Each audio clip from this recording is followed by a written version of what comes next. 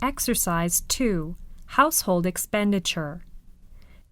Now listen to the report on consumers' expenditure in 1983 and 1993 at market prices and write down the percentage in the correct column.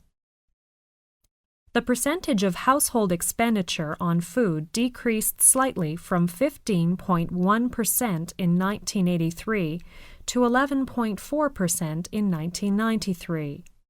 Alcoholic drink was 7.1% in 1983, but fell to 6% in 1993.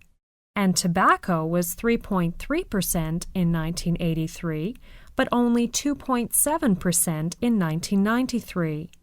The percentage on housing increased slightly from 15.1% in 1983 to 15.4% in 1993, and recreation, entertainment, and education was 9.2% in 1983, then increased to 10.1% in 1993.